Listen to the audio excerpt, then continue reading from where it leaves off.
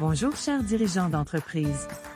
Construisez votre prévention des risques afin de répondre à votre obligation de résultat, qui est d'assurer la prévention de la santé physique et mentale de vos salariés.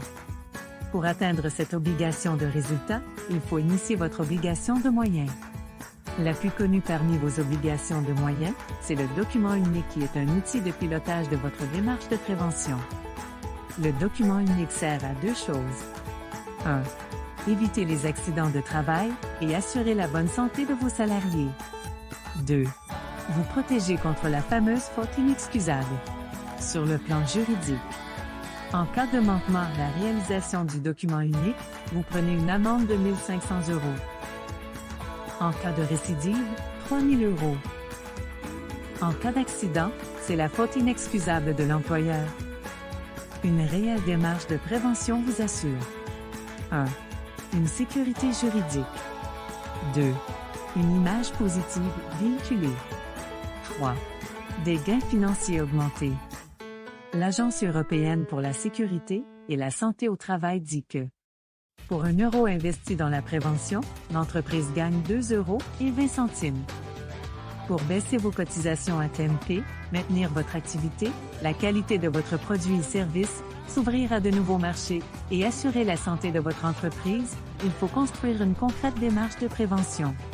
Il faut aussi savoir que la mise à jour de votre document unique est obligatoire tous les ans à partir de 11 salariés. Cependant, cette mise à jour doit être réalisée par toutes les entreprises à partir d'un salarié en cas de changement dans la prévention. Par exemple, acquisition d'une nouvelle machine, une nouvelle activité, un nouveau produit, un nouveau process, une nouvelle information. La nouvelle loi de 2021 sur le document unique et sa mise à jour prévoit son archivage dans une plateforme dédiée pendant au minimum 40 ans. Cet archivage doit être à la disposition des salariés, des anciens salariés et des instances comme le CSE, le CSSCT, l'IRP, le SPST, l'inspection du travail. Le gouvernement se donne comme moyen technique pour la conservation de ces données, la caisse de dépôt et consignation, qui va abriter un serveur de stockage pour le dépôt dématérialisé du document unique.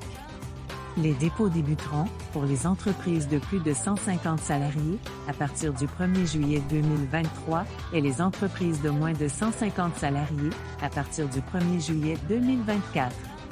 Ceci sera pour l'administration un outil de contrôle du respect de vos obligations. Cet outil vous permettra de pouvoir sauvegarder vos données et d'avoir une traçabilité de vos différentes mises à jour. Cette loi prévoit aussi d'intégrer dans votre démarche de prévention le risque COVID, les risques psychosociaux liés au télétravail et la polyexposition aux agents chimiques dangereux. À vos documents uniques, vos plans d'action, vos mises en œuvre des plans d'action et à vos mises à jour. Je vous souhaite plein de succès.